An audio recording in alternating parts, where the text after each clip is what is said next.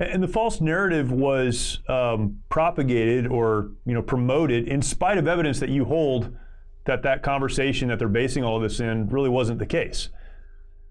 Well, exactly. Again, I had a very weak board. There was a lot of PR heat the week this went down because the board of directors and management, I was no longer the CEO, weren't prepared for this. Right. And if they had prepared for this, we'd have had a plan and we'd have been able to set the record straight. So they panicked. They did a lot of damage, removing me from the office on a Sunday. And as a result, a weak board didn't create a special committee.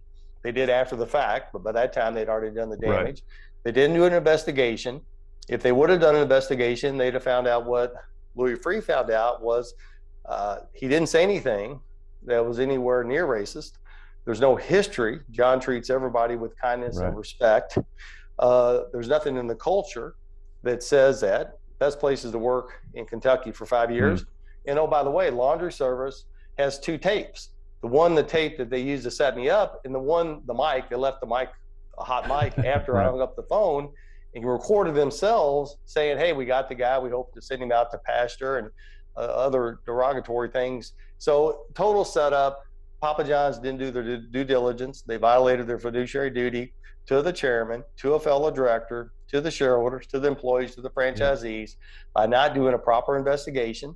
If you slow the train down, let's have a cup of coffee. Right. Let's put John on the back burner for 30 days while we found out what's going on. But again, I had a weak board.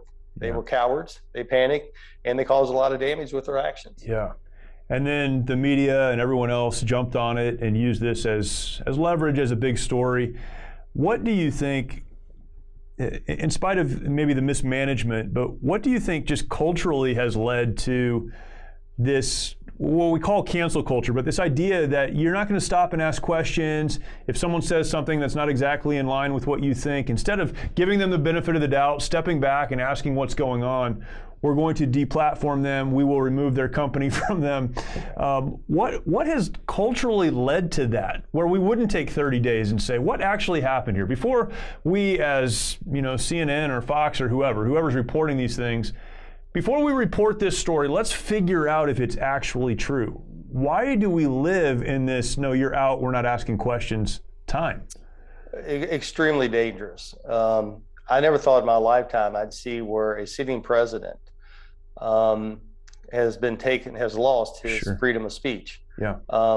And basically, whether you agree or disagree, and a lot of my friends are on the left, so I have no problem with a healthy disagreement. Of course. If I don't challenge your judgment, I weaken you, and if you don't challenge my judgment, you weaken me. Yeah, that's right. But the mainstream media in Silicon Valley and the internet, which are controlled by the left, if you don't go along with their ideology, and you've got power, money, notoriety, they will scorch the earth. The Democrats or Republicans, common men, common women that wake up every day and make our country great, they're just doing what they think's in their best interests of their families and their communities.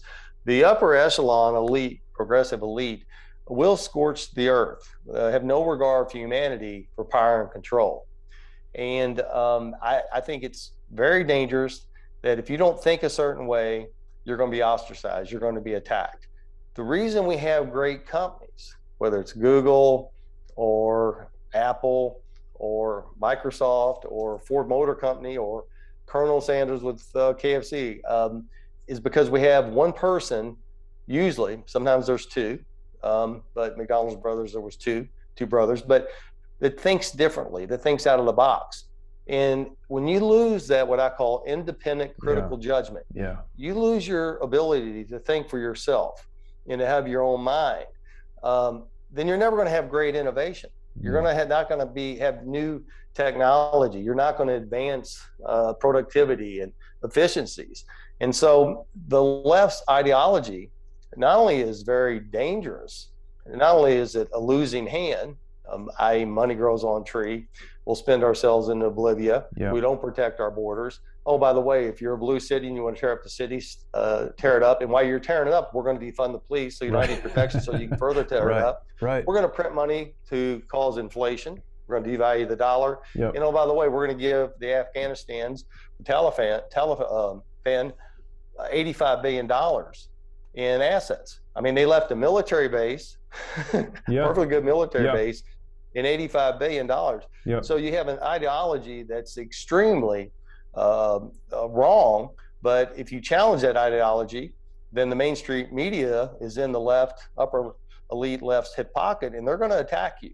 Yeah. It doesn't matter if you're Trump or the Mr. Pillow guy or myself or Charles Koch or Herman Cain, God bless his soul. I mean, you cannot agree. And even if you're right, and even if you want to have an honorable, healthy debate, they don't go there. They don't let you go there. They attack you personally. Yep. So they can't take you away from your character, your principles, your values. So then they fabricate, in my case, the race issue to bring somebody down. And then unfortunately, the media, mainstream media went along with it, probably because they thought I was conservative or thought I was a Trump supporter, et cetera. And I had a board of directors that sit there and let me get crucified.